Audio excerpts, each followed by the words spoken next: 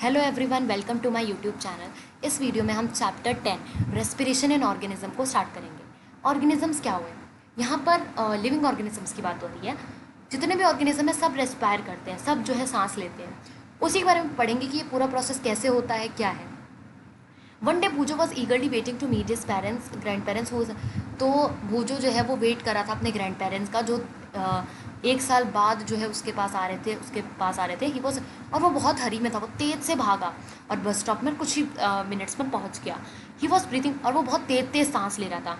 उसके grand mother ने पूछा कि इतनी तेज़ सांस क्यों ले रहे हो? तो भूजो ने बताया कि मैं बहुत जल्दी जो है भाग कर आया हूँ। बट उसके माइंड में एक क्वेश्चन आ गया कि ऐसा क्यों हुआ कि मैं तेज़ से भागा और मेरी सांस ऐसे से होने लग गई, क्यों हुआ ऐसा? ठीक है। तो और हम ब्रीथ क्यों करते हैं? ब्रीदिंग हमारे एक रेस्पिरेशन का क्या है, पार्ट है। तो सबसे पहला क्वेश्चन ये है कि वाई डू वी रेस्पायर? हम रेस्पायर यानी हम ब्रीथ क्यों करते हैं? इन चैप्टर 2 में आपने पढ़ा है कि सारे ऑर्गेनिज्म मेडअप ऑफ द सारे ऑर्गेनिज्म किससे बने? सेल से बने। और सेल क्या है? स्मॉल माइक्रोस्कोपिक यूनिट, छोटे छोटे माइक्रोस्कोपिक यूनिट है। मैंने उधर भी बताया था कि माइक्रोस्कोपिक यूनिट का मतलब होता है ये इतने छोटे होते हैं कि हम सिर्फ हमें माइक्रोस्कोप से ही देख सकते हैं। A cell is the smallest structural and functional unit of the organism. और सेल क्या होता है? सबसे छोटा और पूरी बॉडी को कंट्रोल में रखने वाला सेल होता है। Each cell of an organism perform the certain function such as a nutrition. हर सेल अलग अलग काम करता है, कोई न्यूट्रिशन करता है, कोई ट्रांसपोर्ट करता है, कोई एक्सक्रीशन करता है और कोई रिप्रोडक्शन करता है।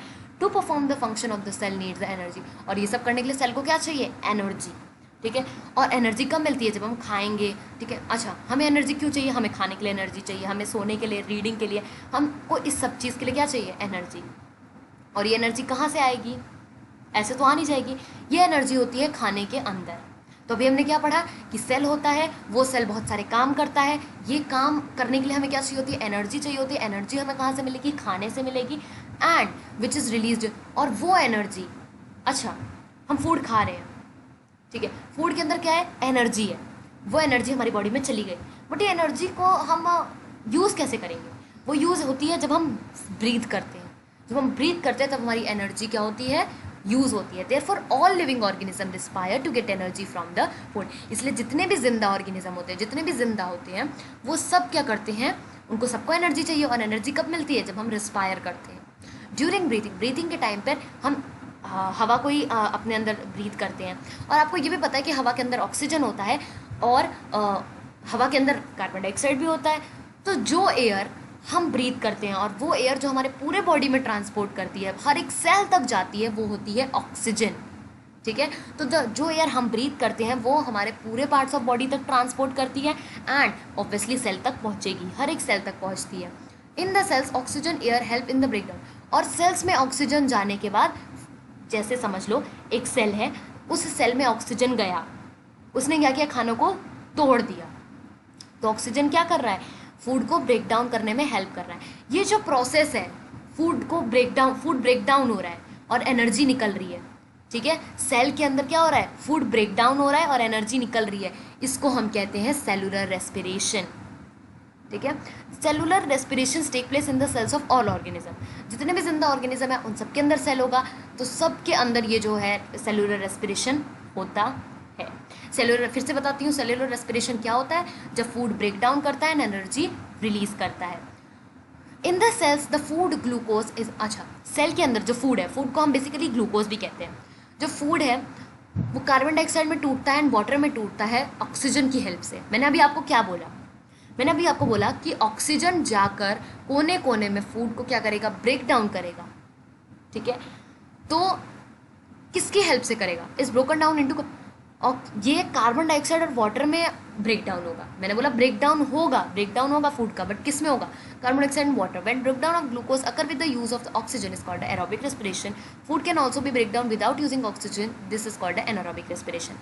ये इससे ज़्यादा इंपॉर्टेंट कोई हो ही नहीं सकता इस चैप्टर में लाइफ टाइम के लिए, कि जब भी ग्लूकोज यानी फूड, जब भी हमारा खाना ऑक्सीजन की मदद से टूटता है उसको हम कहते हैं एरोबिक रेस्पिरेशन। और जब भी हमारा खाना बिना ऑक्सीजन की हेल्प से टूटता है, मतलब एसिड वगैरह की वजह से टूट रहा है, ऑक्सीजन की वजह से नहीं टूट रहा है, उसको हम कहते हैं एनारोबिक रेस्पिरेशन। ओके, तो when food is break down with the help of the oxygen, this is called aerobic respiration, and when food is broken down using without using oxygen, this is called anaerobic. Breakdown of food releases energy, अगर खाना टूटेगा तो energy तो निकलेगी, ठीक है। तो glucose in the presence of oxygen, carbon dioxide, water और एनर्जी। ग्लूकोज क्या है, बार बार कंफ्यूज मत होना, ग्लूकोज हमारा अभी यहाँ पर फूड है, क्या है, फूड है, ग्लूकोज फूड है। ग्लूकोज जो है अभी ऑक्सीजन के प्रेजेंस में, ऑक्सीजन के प्रेजेंस में ये क्या कर रहा है, जो ऑक्सीजन है वो ग्लूकोज को कार्बन डाइऑक्साइड, वाटर और एनर्जी में तोड़ रहा है। तो ये क्या हो गया, ये हो गया एरोबिक। क्यों क्यों एरोबिक है, क्योंकि ऑक्सीजन यहाँ पर प्रेजेंट है। You should know that there are some organism such as, अब कुछ ऑर्गेनिजम्स होते हैं जैसे हो गया यीस्ट, ठीक है, ये बिना हवा के जिंदा रह लेंगे आराम से। ये क्या करेंगे, बिना हवा मतलब बिना ऑक्सीजन, और ऐसा चीज़ जिसके अंदर कुछ भी ऑक्सीजन की यूज़ ना हो उसको हम कहते हैं एनारोबिक रेस्पिरेशन, ठीक है। तो ये जो यीस्ट होता है इसको हम कहते हैं एनारोब्स। सिर्फ यीस्ट ही नहीं, ऐसे बहुत सारे जो है छोटे छोटे ऑर्गेनिजम्स हैं जो कि हवा के बिना ही अपना काम चला लेते हैं। They get energy through the anaerobic respiration, उनको एनर्जी कैसे मिलती है, एनारोबिक रेस्पिरेशन से, मतलब वो बिना ऑक्सीजन के ही अपना खाना आराम से तोड़ लेते हैं। तो ऐसों को हम ऐसे ऑर्गेनिज्म को हम एनारोब कहते हैं, ये प्रोसेस को हम एनारोबिक रेस्पिरेशन कहते हैं। In the absence of the oxygen, glucose break down into the alcohol and carbon dioxide as given below. Oxygen absence है, मतलब ऑक्सीजन के एब्सेंस में जो ग्लूकोज है वो अल्कोहल में और कार्बन डाइऑक्साइड में टूट जाता है, ठीक है। हमने देखा कि in the presence of oxygen, जब ऑक्सीजन प्रेजेंट था, जब ऑक्सीजन प्रेजेंट था तब जो हमारा ग्लूकोज है वो किस में टूट रहा था, कार्बन डाइऑक्साइड, वाटर, एनर्जी। जब हमारा जब यहाँ पर ऑक्सीजन नहीं है, यहाँ पर ऑक्सीजन था तब इन तीन चीज़ों में टूट रहा था, ठीक है। वो कौन है, कार्बन डाइऑक्साइड, वाटर, एनर्जी। जब हमारा ऑक्सीजन नहीं है तब ये अल्कोहल, कार्बन डाइऑक्साइड और एनर्जी में ब्रेक डाउन होगा, मतलब यहाँ से वाटर हट गया है, अल्कोहल आ गया है, ठीक है, ओके। यीस्ट क्या होते हैं, अब यीस्ट होते हैं सिंगल सेल ऑर्गेनिज्म, मतलब हमारी बॉडी में बहुत सारे सेल्स हैं बट यीस्ट के पास सिर्फ एक सेल होता है। दे रिस्पायर एनारोबिकली, और हमने अभी देखा कि वो एनारोबिक रेस्पिरेशन के थ्रू रिस्पायर करते हैं। और अभी हमने ये भी पढ़ा कि ऐसा कोई भी खाना जब ऑक्सीजन के ना प्रेजेंस में, मतलब जब ऑक्सीजन नहीं हो तब टूट रहा है तो वो अल्कोहल प्रोड्यूस करेगा। क्या प्रोड्यूस करेगा, अल्कोहल। तो ये जो यीस्ट होते हैं ये अल्कोहल प्रोड्यूस करते हैं, दे आर देयरफॉर, और इससे हम वाइन बनाते हैं और बियर बनाते हैं इसीलिए, ओके। और muscle cells can also respire anaerobically, जो हमारी मसल की सेल्स होती हैं ये भी थोड़े से टाइम के लिए एनारोबिक बन जाती हैं, एनारोबिकली रिस्पायर करती हैं, ठीक है, मतलब बिना ऑक्सीजन के। When there is a temporary deficiency of oxygen, अब ऐसा कब होता है, जब आप बहुत तेज़ भाग रहे हो,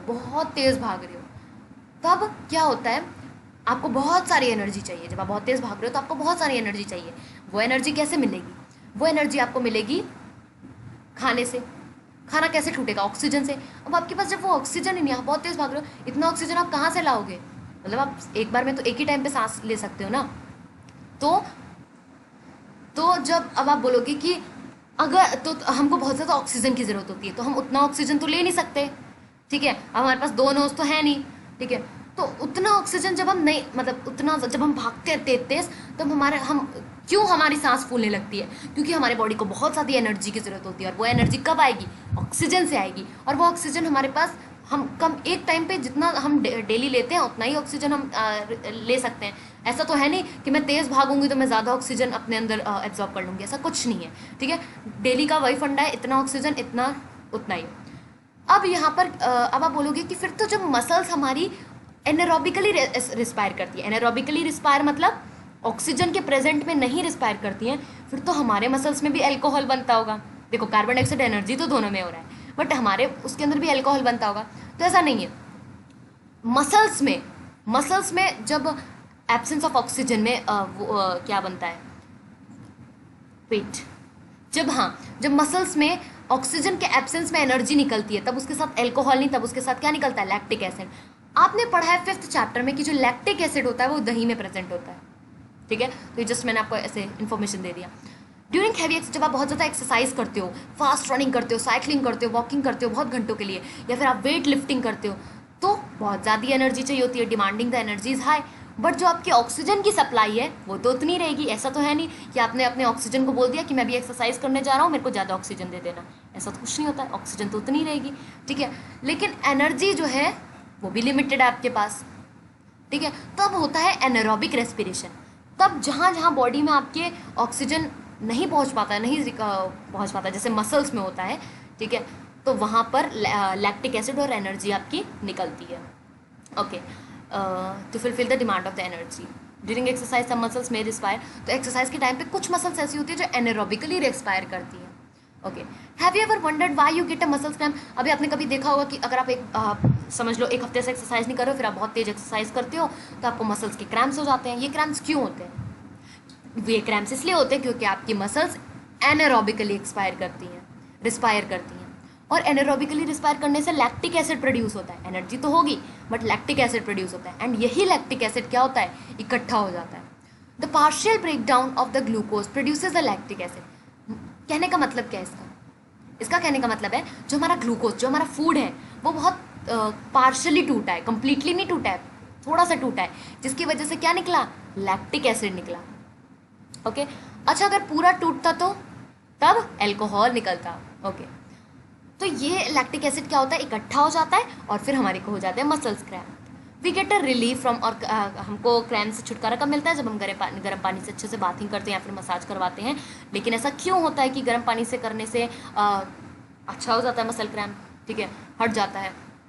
तो ऐसा क्यों होता है कि जब भी हम हॉट वाटर या किसी से भी मसाज करवाते हैं, हॉट वाटर से बाथिंग करते हैं, तो इससे क्या होता है कि जो हमारा ये जो मसाज हम करवाते हैं, इससे हमारा ब्लड सर्कुलेशन इम्प्रूव हो जाता है और ऑक्सीजन की सप्लाई फिर उनको वापस उतनी ही मिलने लगती है और मसल के सेल्स भी बढ़ जाते हैं। तो ये जब सप्लाई ऑफ ऑक्सीजन इंक्रीज होती है, ठीक है, तो फिर जो हमारा लैक्टिक एसिड है क्या होता है, देखो हम रेस्ट लिया, हमने मसाज किया, हमारा सर्कुलेशन ऑफ ब्लड इम्प्रूव हुआ, इससे क्या हुआ, जो हमारा लैक्टिक एसिड आधा टूटा था अब वो पूरा टूट जाएगा और कार्बन डाइऑक्साइड और वाटर में बदल जाएगा। अब हम पढ़ते हैं ब्रीथिंग के बारे में, ठीक है। इस एक्टिविटी को आप टीचर के उसमें ही करना, ठीक है, सुपरविजन में। अपनी नॉस्ट्रिल क्लोज करो एंड माउथ टाइटली, ठीक है, माउथ को भी बंद करो क्योंकि कुछ लोग माउथ से सांस लेते हैं, ठीक है। तो व्हाट डिड यू फील, तो आप थोड़ी देर बाद करोगे कि आप अपनी नोज को क्लोज नहीं रख पा रहे हो, ठीक है, note them. Okay, so now you know that you can not survive for a long without a breathing. आप थोड़े भी टाइम के लिए जो है ब्रीथिंग के बिना नहीं रह सकते हो। ब्रीथिंग का मतलब होता है कि आप ऑक्सीजन अंदर ले रहे हो एंड कार्बन डाइऑक्साइड आप रिलीज कर रहे हो विद द हेल्प ऑफ अपने रेस्पिरेटरी ऑर्गन्स के साथ, जो भी आपके पास लंग्स प्रेजेंट है, आपके पास नोज प्रेजेंट है, इन सब की हेल्प से आप ऑक्सीजन ले रहे हो एंड कार्बन डाइऑक्साइड को एक्सेल कर रहे हो। The taking of air rich in oxygen. अच्छा, जब आप हवा को, जब आप ऑक्सीजन को अपने बॉडी के अंदर लेते हो, इस प्रोसेस को हम इनहेलेशन कहते हैं इनहेलेशन। एंड जब आप कार्बन डाइऑक्साइड को निकालते हो, इस प्रोसेस को हम एक्सेलेशन कहते हैं। ओके, ये दो डेफिनेशंस हैं। ओके, इट इज कंटिन्यू, ये एक प्रोसेस है जो कि जिंदगी भर चलता रहता है, which goes on all time throughout the life of an organism. The number of a time persons breathe in a minute.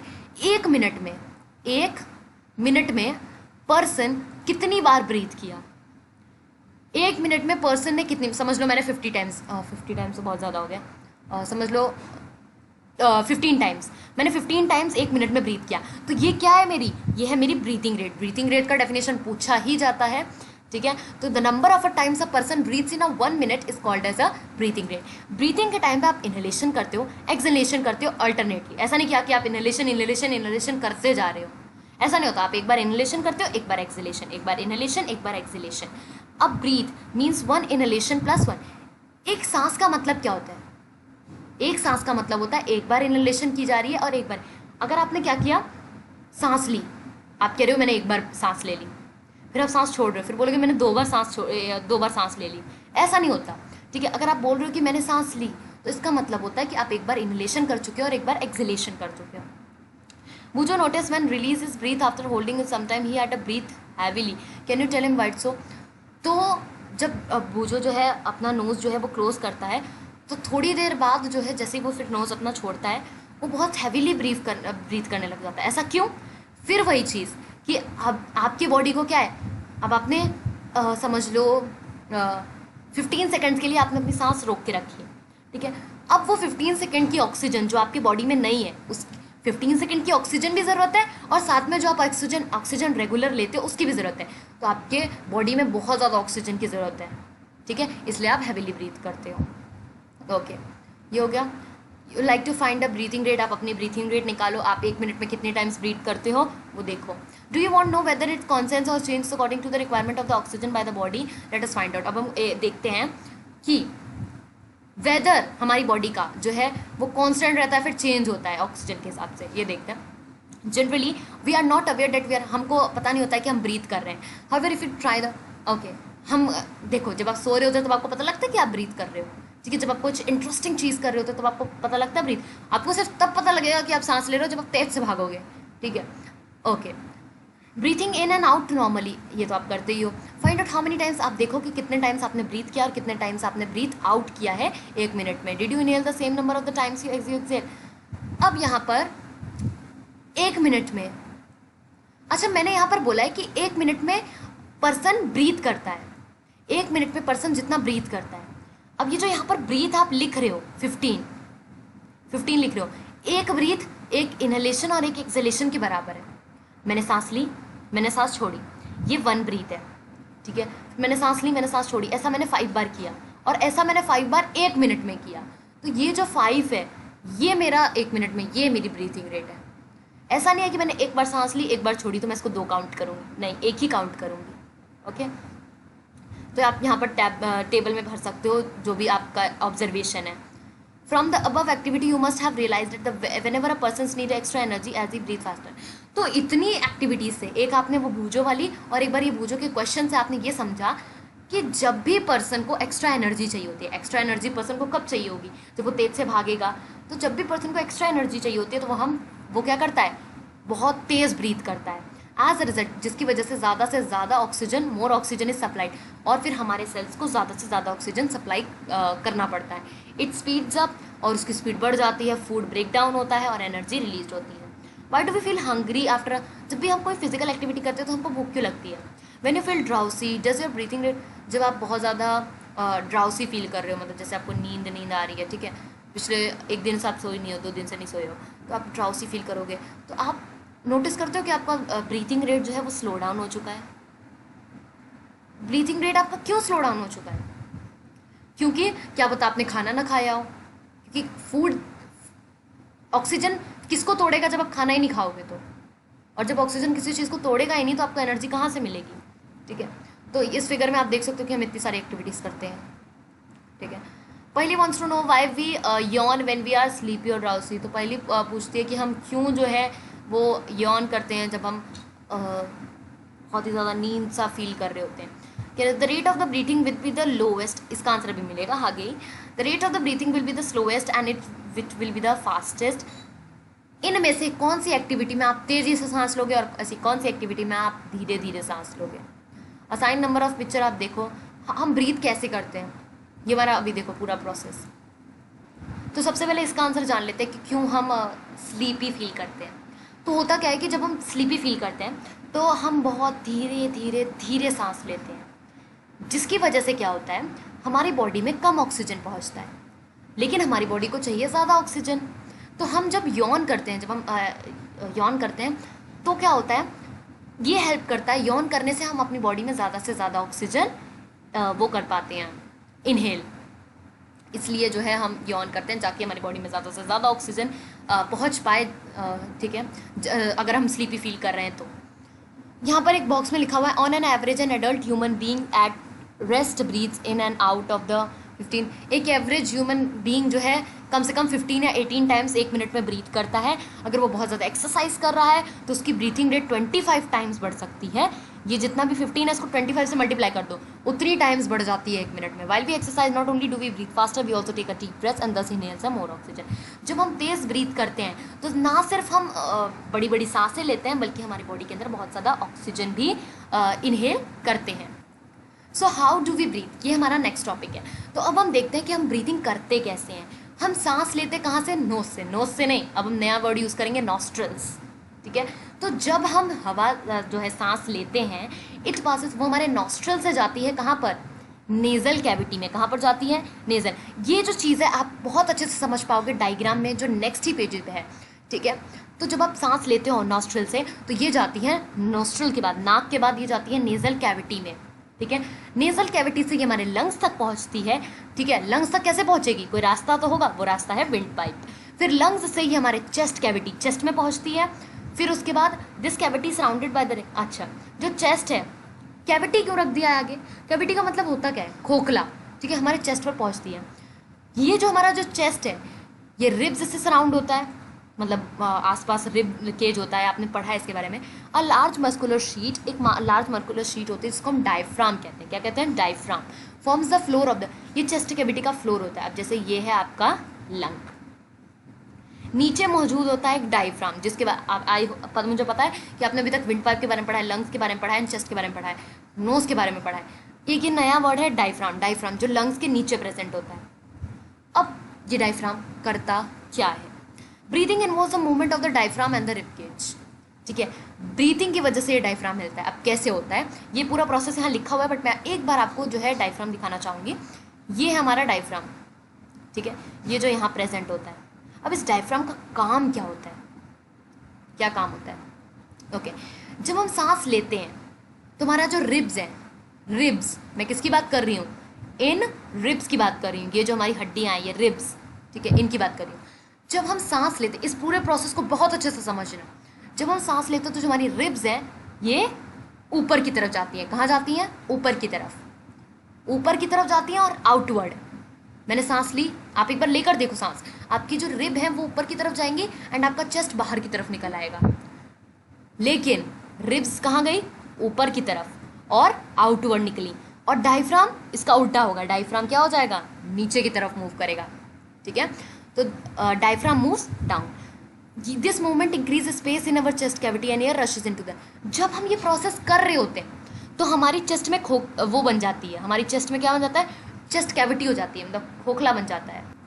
सो अब इसकी वजह से क्या होता है, ये जो प्रोसेस हो रहा होता है हमारे चेस्ट में जो है खोखलापन आ जाता है। जब ये प्रोसेस हो रहा होता है, ये प्रोसेस जब हो रहा होता है, चाहे जल्दी हो चाहे धीरे हो, इसकी वजह से जल्दी से हमारे चेस्ट में क्या हो जाती है, खोखला बन जाता है, और जिसकी तरफ से जल्दी से ये एयर हमारे लंग्स में चली जाती है, ठीक है। तो अभी हमने क्या पढ़ा, हमने पढ़ा कि जब हम सांस लेते हैं तो हमारी रिब्स ऊपर और आउटवर्ड आ जाती है और हमारा डायफ्राम नीचे की तरफ मूव हो जाता है, और इसी प्रोसेस के टाइम पर हमारे चेस्ट में खोखलापन आ जाता है, जिसकी वजह से हवा जल्दी से लंग्स में घुस जाती है, okay. The lungs get filled, और लंग्स में क्या होती है, हवा भर जाती है। अब एक्सलेशन के टाइम पे क्या होता है, एक्सलेशन मतलब जब हम सांस छोड़ते हैं उल्टा होता है, रिब्स जो है वो मूव डाउन हो जाती है एंड इनवर्ड्स चली जाती है, और डायफ्राम अप की तरफ मूव हो जाता है, कहाँ पर, अप की तरफ। This reduces the side of the chest cavity and air is, यहाँ पर क्या हो रहा था, इनहेलेशन के टाइम पे चेस्ट कैविटी की जगह बढ़ रही थी और एयर जल्दी से अंदर चली जा रही थी। अब जब हम सांस को छोड़ेंगे, रिब्स जो है वो नीचे की तरफ मूव हो जाएंगी एंड अंदर चली जाएंगी, ठीक है, और डायफ्राम ऊपर, जैसे ही डायफ्राम धक्का लगा के ऊपर होगा वैसे सारी एयर वापस निकल जाएगी, ठीक है। आई होप आपको समझ आ रहा होगा। This reduces the side of the chest cavity, जिसकी वजह से चेस्ट कैविटी का साइज हो जाता है कम और एयर जो है वो बाहर निकल आती है। This movements in our body can be felt easily, ये मूवमेंट आप देख भी सकते हो, आप एक बार सांस लेकर देखो, एकदम डीप ब्रेथ लेना, ठीक है, आपको पता लगेगा। आप अपना जो हाथ है वो रखना है एब्डोमेन पे, ठीक है, आप देखोगे, फील करोगे इसको रियल में। एब्डोमेन कहाँ होता है, स्टमक थोड़ा राइट में, अब राइट में थोड़ा ऊपर, स्टमक जहाँ पर होता है उसी के थोड़ा सा ऊपर, ओके।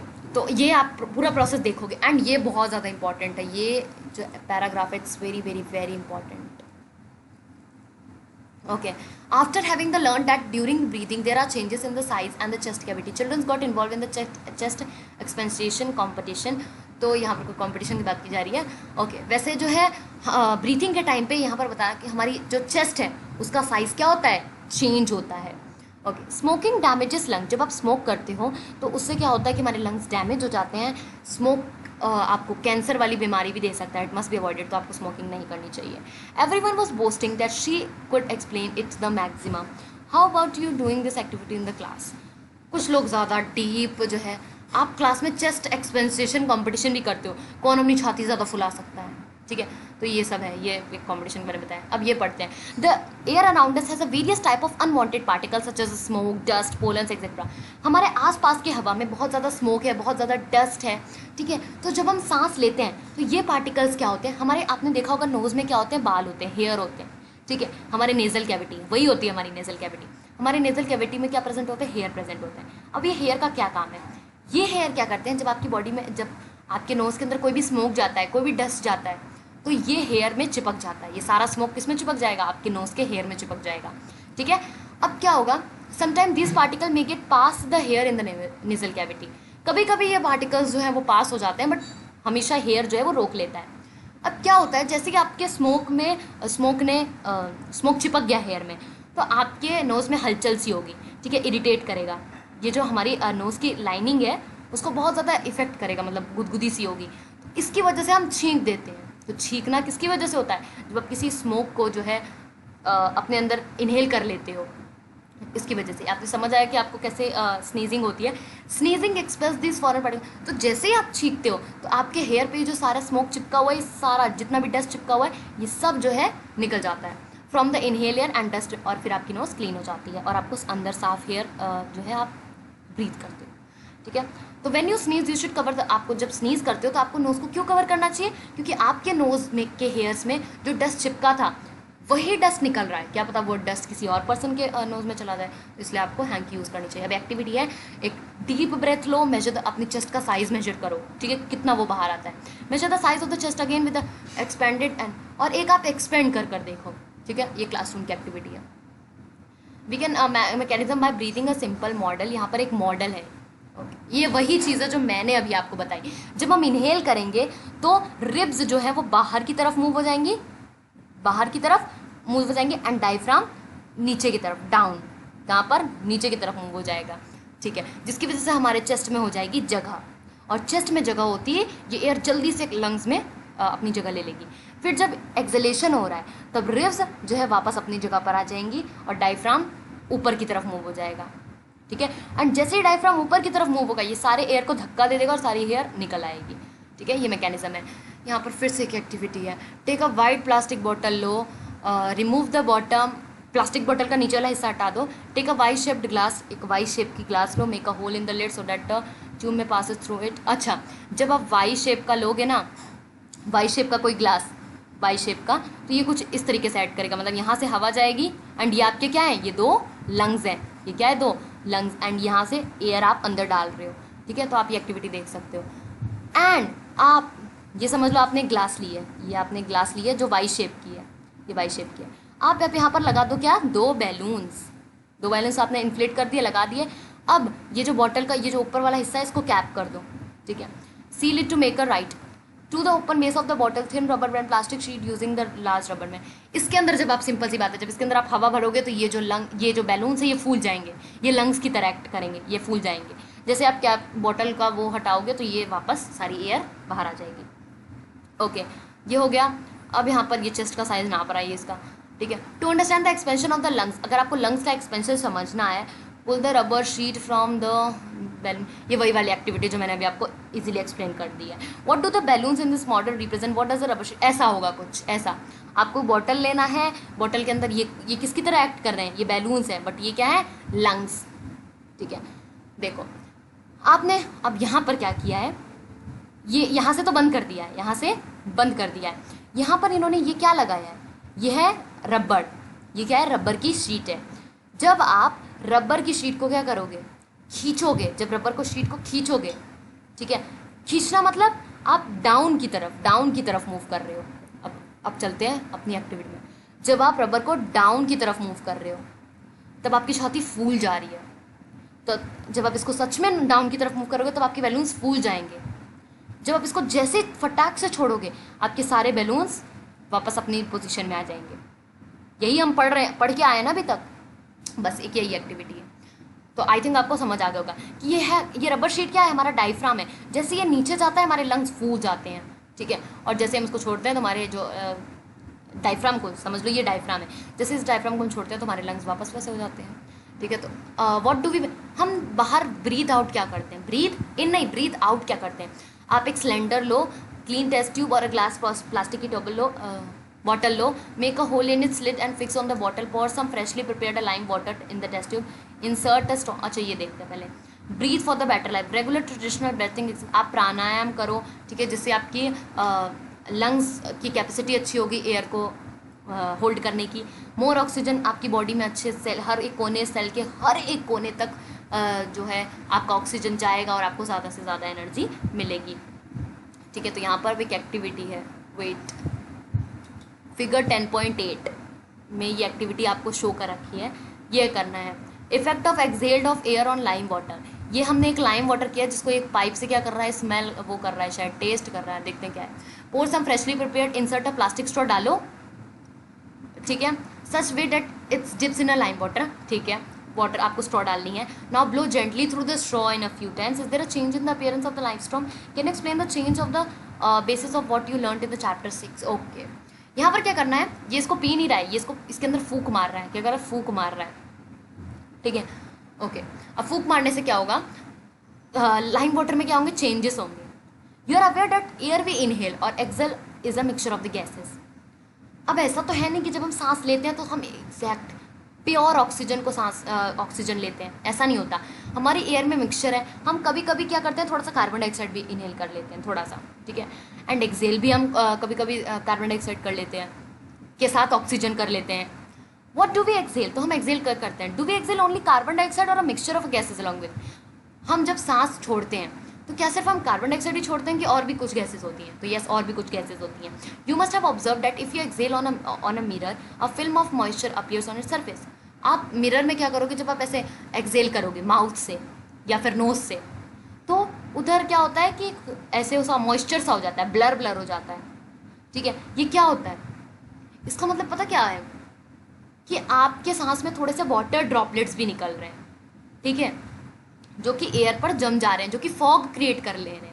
हवा प्लस वाटर क्या क्रिएट कर रहे हैं, फॉग क्रिएट कर रहे हैं, जिसकी वजह से मिरर पर वो फॉगी टाइप सा अपीयर हो जाता है। Boojho wants to know how much air is a person can hold in the lungs, तो वो जो ये जानना चाहता है कि जो पर्सन का एक जो लंग होता है पर्सन का, वो कितना जो है हवा स्टोर होल्ड कर रख सकता है। सो इसका आंसर होगा कि 500 मिलीलीटर जो है एक आदमी जो है वो अपने लंग्स में एयर जो है वो स्टोर कर रख सकता है। अब हमने ये एक्टिविटी कर ली। The percentage of oxygen and carbon dioxide in inhale, देखो हमारे लंग्स में जब हम सांस लेते हैं, जब हम क्या करते हैं, अब आप ये देख सकते हो कि ये कितना इंपॉर्टेंट है। जब हम सांस लेते हैं तो हम 21% ऑक्सीजन अंदर लेते हैं एंड 0.4% साथ में कार्बन डाइऑक्साइड अपने अंदर सांस के थ्रू ले लेते हैं। और जब हम एक्सेल करते हैं, बहुत इंटरेस्टिंग है, जब हम एक्सेल करते हैं तब हम ज़्यादा ऑक्सीजन एक्सेल करते हैं और कम थोड़ा कार्बन डाइऑक्साइड, ठीक है। ओके, ये होगा इसका परसेंटेज कि हम कितना कैसे क्या करते हैं। ब्रीदिंग इन अदर्स एनिमल्स, तो बाकी एनिमल्स में क्या ब्रीदिंग का प्रोसेस होता है। अब आपने देखा होगा एलिमेंट्स, लॉयन, काउज, गोट, फ्राज, इन लिजर्ड, इन सबको देखा होगा, ठीक है। ये भी इनके पास भी लंग्स होता है, चेस्ट होता है ह्यूमन बींग की तरह। How do other organism, but ये ब्रीथ कैसे करते हैं। तो सबसे पहले कॉकरोच के बारे में देखते हैं। कॉकरोच के पास क्या होता है, ओपनिंग्स होती हैं on the side of its body. ये कॉकरोच है, इसके कॉकरोच ही है, हाँ ये कॉकरोच ही है, ठीक है। इसके बॉडी के साइड में क्या होता है, साइड में ओपनिंग्स होती हैं, यहाँ से ये सांस लेता है। अदर इंसेक्ट्स ऑल्सो हैव, इसकी तरह और भी कई कीड़ों के ओपनिंग्स होती हैं जहाँ से ये सांस लेते हैं। इन ओपनिंग्स को कहते हैं हम स्पायरिकल्स। क्या कहते हैं इन ओपनिंग्स को हम, spiracles, okay. Insects have a network of air tubes called a trachea. आप यहाँ पर देख रहे होगे कि कुछ ऐसा नेटवर्क है, मतलब कुछ ऐसा करके पैटर्न बना हुआ है। ये जो पैटर्न है इसको हम कहते हैं ट्रैकिया। ट्रैकिया क्या होता है, इंसेक्ट्स हैव, ओके मैंने आपको आई थिंक वो फिगर नहीं एक्सप्लेन किया, ओके वेट, चलते हैं उस फिगर पे। ये देखो, ये है हमारा नेसल पैसेज जहाँ से हवा जाती है, ठीक है, एंड ये हमारी ओरल कैविटी, ये तो डाइजेस्टिव सिस्टम का ही पार्ट हो गया एक तरीके से। लेकिन हम इसको यहाँ पर क्यों कर रहे हैं, क्योंकि हम कभी कभी माउथ से भी सांस लेते हैं, तो जब हम माउथ से सांस लेते हैं तो वो यहाँ से जाती है, ठीक है। जब हम नोज से सांस लेते हैं तो वो यहाँ से जाती है। ये है फेरेनिक्स, ठीक है। यहाँ पर बेसिकली आपका वॉइस बॉक्स प्रेजेंट होता है जहाँ से आवाज़ निकलती है, ठीक है। तो यहाँ पर है फेरेनिक्स, यहाँ से हवा गुजरती है। ये है ट्रैकिया है। अब देखो ट्रैकिया ह्यूमंस में भी प्रेजेंट है और एनिमल्स में भी प्रेजेंट है। अब आप देख सकते हो कि ये ट्रैकियाई अंदर जाकर कितना ज़्यादा फैल रहा है, कितना ज़्यादा अंदर जाकर नेटवर्क हम किसे कहते हैं। आपने देखा होगा कि आपके घर के बाहर तार का नेटवर्क होता है, मतलब बहुत ज़्यादा तार उल्टे पुल्टे उलझे होते हैं। तो यहाँ पर भी देखो कितना ज़्यादा ये उलझा हुआ है, तो इसी को हम ट्रैकिया कहते हैं। एनिमल्स में भी सेम होता है। अभी मैंने कॉकरोच पे आपको जो दिखाया नेटवर्क, उसको भी हम ट्रैकिया कहते हैं। फिर हमारे लंग्स के बारे में आपको पता है, रिब्स के बारे में पता है, एंड डायफ्राम तो हमने पढ़ ही लिया है। So let's again go to cockroach. Okay, ये रहा कॉकरोच। ये होता है ट्रैकिया, ये होता है इसके ट्रैकिया। ट्रैकिया क्या होता है? Insects have a network of air tubes. Air tubes, अब यहाँ पर एयर ट्यूब्स की बोला है क्योंकि ये जो इसके ट्यूब्स होते हैं, ये जो आपको दिख रहा है इसका ऐसे, जो ये ऐसे ऐसे दिख रहे हैं क्रॉस सेक्शन, इसके अंदर क्या प्रेजेंट होती है? हवा प्रेजेंट होती है। ऑब्वियसली हवा प्रेजेंट होगी, क्यों प्रेजेंट होगी? ताकि गैस एक्सचेंज कर पाए। Oxygen rich air rashes through the spherical. देखो कॉकरोच के बॉडी में ऑक्सीजन कहाँ से जाती है? स्पेरिकल से जाएगी। कहाँ से जाएगी? स्पेरिकल से जाएगी इनटू द ट्रैकियल ट्यूब्स, और स्पेरिकल से जाएगी ट्रैकियल ट्यूब्स के होते हुए diffuses into the body tissue, body में जाएगी, बॉडी से हर एक सेल में जाएगी, ठीक है। और कार्बन डाइऑक्साइड क्या करेगा? सेल से फिर वापस ट्रैकियल ट्यूब में जाएगा, फिर स्पेरिकल में जाएगा। अच्छा, आई होप आप कंफ्यूज हो गए होगे, ठीक है। ऑक्सीजन, ऑक्सीजन जो है वो स्पेरिकल में जाएगी, स्पेरिकल से फिर ट्रैकिया ट्यूब्स में जाएगी, ये जो ट्यूब्स हैं इसमें जाएगी। स्पेरिकल क्या है? बेसिकली ओपनिंग है, ठीक है। यहाँ से जाएगी ट्रैकियल ट्यूब्स में जाएगी, ट्रैकियल ट्यूब से हर सेल तक पहुँचेगी, फिर कार्बन डाइऑक्साइड सेल से वापस ट्रैकियल ट्यूब से वापस स्पेरिकल, और वहाँ से बाहर। These air tubes are found only in insects and not in any other, ठीक है। तो ये जो ट्रैकिया होता है ये सिर्फ इंसेक्ट्स में फाइंड आउट होता है और किसी टाइप के एनिमल्स में नहीं। अब हम अर्थवॉर्म को देखते हैं। चैप्टर 9 में आपने ऑब्वियसली क्लास 6 में सब कुछ पढ़ा है कि अर्थवॉर्म जो है वो कैसे ब्रीथ करते हैं। The skin of earthworm feels moist and slimy touching. अब जो अर्थवॉर्म की नीचे वाली स्किन होती है, जो अर्थवॉर्म की नीचे, वो क्या होती है? मॉइस्ट होती है।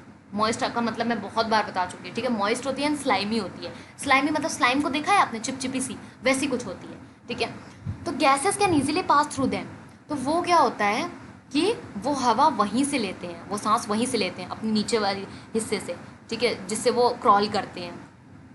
Through the frogs have the और फ्रॉग्स के पास क्या होता है? लंग्स। तो ये बहुत इंटरेस्टिंग चीज़ है, ये पेपर में क्वेश्चन पूछा जाता है, पेपर में नहीं तो कोई लोग ही आपसे पूछ लेते हैं कि ऐसा कौन सा जानवर है जिसके लंग्स होते हैं सांस लेने के लिए, बिल्कुल ह्यूमन बींग्स की तरह? वो है फ्रॉग। फ्रॉग के पास हमारी तरह ही बिल्कुल लंग्स होते हैं, ठीक है। एंड वो भी अपनी स्किन से भी ब्रीथ कर सकते हैं, ठीक है। They can also breathe through the skin, ठीक है। मतलब वो स्किन से और लंग्स से दोनों से ब्रीथ कर सकते हैं, which is most moist and slippery. उनकी जो स्किन होती है वो कैसी होती है? मॉइस्ट होती है, स्लिपरी होती है। अर्थवॉर्म का नीचे वाला हिस्सा, जो नीचे की स्किन होती है, वो भी कैसी होती है? मॉइस्ट और स्लाइमी होती है, ठीक है। तो अभी हमने यहाँ पर फ्रॉग के बारे में पढ़ लिया एंड अर्थवॉर्म के बारे में पढ़ लिया। अब हम नेक्स्ट देखते हैं। Boojho has seen in the television programme that whales and dolphins often come up to water surface. They even release a fountain of water sometime while moving upward. Why do they so? तो कभी कभी आपने देखा होगा कि television में जो dolphins आती हैं ऊपर आकर ऐसे फुहारे तरीके से वाटर मारती हैं, ऐसा क्यों करती हैं वो, ठीक है। इसका आंसर अभी डॉल्फिन का केस आ रहा है, उसमें समझेंगे। डॉल्फिन नहीं, फिशेस का case. Can we breathe and survive in a water? Water में हम ब्रीथ कर सकते हैं? नहीं कर सकते, बट कुछ ऑर्गेनिज्म ऐसे हैं जैसे फिश हैं, वो वाटर के अंदर सर्वाइव कर सकती हैं। क्यों कर सकती हैं? क्योंकि उनके पास होता है गिल्स। फिश के पास क्या होता है? गिल्स होता है। अच्छा, अब आप पूछोगे ना कि फिश कहाँ से सांस लेती है, तो वो गिल्स से सांस लेती हैं। Them to use oxygen dissolve in a water. अब आप देखोगे वाटर में ऑक्सीजन तो होता ही है, प्रॉब्लम होती है कि उसको अपने बॉडी के अंदर घुसाया कैसे जाए, तो फिश उसको करती हैं थ्रू द गिल्स। ये देखो गिल्स यहाँ पर होती हैं उनके बॉडी में, उनकी पूरी बॉडी में गिल्स नहीं प्रेजेंट होते हैं, सिर्फ इस वाले हिस्से में यहाँ पर गिल्स प्रेजेंट होते हैं एंड यहीं से वो ऑक्सीजन लेती हैं। गिल्स क्या होते हैं? प्रोजेक्शंस होते हैं। प्रोजेक्शन आप देख रहे होगे, मतलब प्रोजेक्शन मतलब जैसे, प्रोजेक्शन का मतलब होता है जैसे फिंगर लाइक ऐसे ऐसे, ठीक है, of the skin. You may wonders how gills help. तो आप सोचोगे गिल्स कैसे मदद करती हैं? गिल्स आर वेल सप्लाइड, क्योंकि गिल्स के अंदर क्या होता है? ब्लड वेसल होता है। क्या होता है? Blood vessels. ये ब्लड वेसल्स डायरेक्टली उनके माउथ से ऐसे कर कनेक्ट होता है। Gills are vessel blood for the exchange of gases. जो प्लांट्स ऑल्सो रिस्पायर, प्लांट्स भी क्या सांस लेते हैं? तो येस, बाकी ऑर्गेनिज्म की तरह प्लांट भी सांस लेते हैं एंड उनका सांस लेना बहुत ज़्यादा ज़रूरी है। They also take in oxygen. लेकिन वो क्या करते हैं? वो ऑक्सीजन लेते हैं एयर से and give out a carbon dioxide. In the cells of the oxygen is use to break down the glucose. देखो हमारी बॉडी में क्या होते हैं? सेल्स होते हैं। वो सेल्स क्या करते हैं, मतलब सॉरी, ऑक्सीजन क्या करते हैं? उन सेल्स में जो भी फूड प्रेजेंट होता है उसको ब्रेक डाउन कर देते हैं ग्लूकोज और कार्बन डाइऑक्साइड में एंड वाटर में, एज इन अदर। और कुछ ऐसा दूसरे ऑर्गेनिजम्स में भी होता है। अब जो प्लांट होता है, each part can independently take in oxygen from the air and give out a carbon dioxide. तो प्लांट्स क्या करते हैं? ऑक्सीजन लेते हैं, कार्बन डाइऑक्साइड रिलीज करते हैं। You have already learn in the chapter 1 the release of the plants.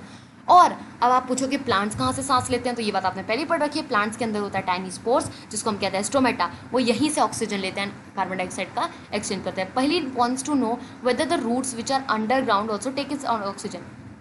पहली पूछ रही है कि जो मिट्टी में जो रूट्स गड़े होते हैं उनके अंदर भी ऑक्सीजन होता है। देखो मिट्टी में हम वाटर डालते हैं ना, और वाटर के अंदर तो ऑक्सीजन होता ही है, तो थोड़ा वो ऑक्सीजन वहाँ से ले लेते हैं और थोड़ा सा उनको उनके लीव्स वगैरह उनको गिफ्ट के स्वरूप दे देते हैं, ठीक है। तो इफ सो हाउ, तो सॉइल में प्रेजेंट हम वाटर डालते हैं, उसी वाटर से उनको मिलता है।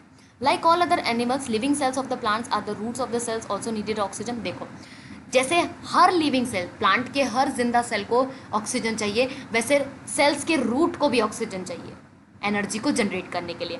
तो रूट्स कहाँ से लेंगी? स्पेस प्रेजेंट सॉइल से। वही मैंने बताया ना कि सॉइल से जो है वो अपना जो जितना भी हवा उनको लेना वो सब ले लेंगी। ये क्या है? ये एक रूट है। ये क्या है? एक रूट है। एंड यहाँ पर ये क्या है? सॉइल है। सॉइल के बीच में क्या प्रेजेंट होता है? हवा। यही हवा इन्होंने ले लिया, यही ऑक्सीजन इन्होंने ले लिया।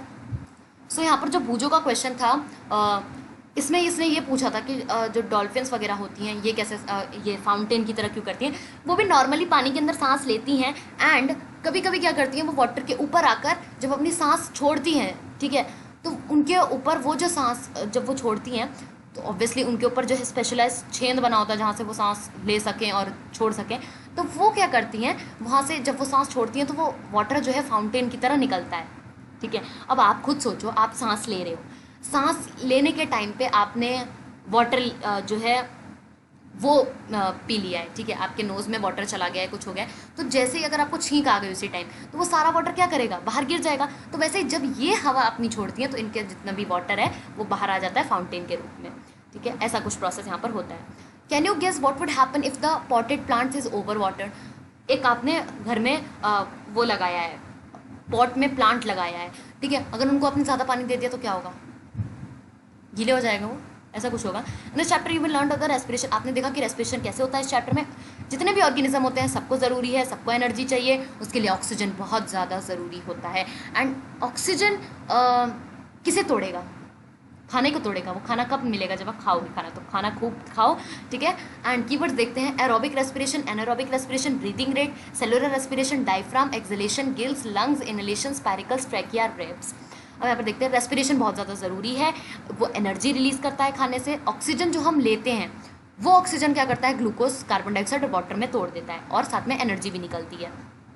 अच्छा, the breakdown of the glucose occurs in the cell in organ. Cellular respiration एक प्रोसेस होता है जिसके अंदर खाना ग्लूकोज में टूटता है, मतलब सॉरी ग्लूकोज टूटता है, क्योंकि ग्लूकोज ही तो एक खाना है, ठीक है। तो ग्लूकोज क्या करता है? सेल में टूटता है, उसी को हम सेलुलर रेस्पिरेशन कहते हैं। If the food is broken down with the use of the oxygen, अगर आपने खाने को ऑक्सीजन की मदद से तोड़ा है तो उसको हम एरोबिक कहते हैं। अगर आपने खाने को ऑक्सीजन की मदद से नहीं तोड़ा है तो उसको हम एनारोबिक रेस्पिरेशन कहते हैं। ड्यूरिंग हैवी एक्सरसाइज, जब आप बहुत ज़्यादा एक्सरसाइज कर रहे हो, तो when the supply of the oxygen to our muscle cell is insufficient, ठीक है, जब आप बहुत ज़्यादा एक्सरसाइज कर रहे हो तो जो आपकी ऑक्सीजन की सप्लाई है आपके मसल से, आप बहुत तेज़ एक्सरसाइज कर रहे हो, आपके मसल तक ऑक्सीजन नहीं पहुंच पा रहा है, आपको बहुत ज़्यादा ऑक्सीजन की ज़रूरत है, तब क्या होता है? ऑक्सीजन नहीं पहुंच पा रहा है तो कुछ ऐसा आपका ग्लूकोज रहता है जो नहीं टूट पाता, ठीक है, तो वो आधा टूटता है और उसे हम कहते हैं लैक्टिक एसिड, ठीक है। तो हमारे मसल्स में कभी कभी एनारोबिक रेस्पिरेशन होता है, इसका मतलब ये। ब्रीथिंग हमारे एक लाइफ का पार्ट ही है, ठीक है। तो हम ऑक्सीजन लेते हैं, कार्बन डाइऑक्साइड रिलीज़ करते हैं, द रेस्पिरेटरी ऑर्गन्स, और इसमें हमारी हेल्प करते हैं हमारे रेस्पिरेटरी ऑर्गन्स। अलग अलग ऑर्गेनिज्म में अलग अलग रेस्पिरेटरी ऑर्गन्स होते हैं। इनहेलेशन के टाइम पे हमारी लंग्स फूल जाती हैं, एंड जब एक्सलेशन के टाइम पे वो वापस उसी स्टेट में आ जाती हैं। अगर हम बहुत ज़्यादा फिजिकल एक्टिविटी कर रहे हैं तो हमारी रेट ऑफ ब्रीथिंग क्या करेगी? बढ़ जाएगी। इन एनिमल्स लाइक काउ, जैसे काउ, बफेलो, डॉग, ये सब हो गया, इनमें अलग अलग जगह से ये लोग okay respiratory organs in the process. अच्छा, काउ, बफेलो, डॉग, कैट, इन सब में ह्यूमंस की तरह ही होता है इनका रेस्पिरेटरी, वो उनके पास भी लंग्स वगैरह होता है, ठीक है। इन अर्थवर्म कैसे सांस लेता है? अपनी मॉइस्ट स्किन से। फिश कैसे सांस लेते हैं? गिल्स से। इंसेक्ट कैसे सांस लेते हैं? ट्रैकियाई से।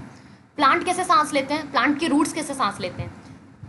उस हवा से जो सॉइल में प्रेजेंट है, ठीक है। लीव्स कैसे सांस लेते हैं? स्टोमेटा से।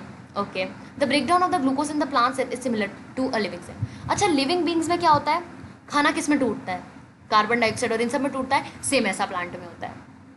अब आगे ये एक्सरसाइजेस जो ऑब्वियसली हम नेक्स्ट वीडियो में सॉल्व करेंगे समझ के। सो इस वीडियो के लिए इतना ही, मिलेंगे नेक्स्ट वीडियो में। Thank you very much.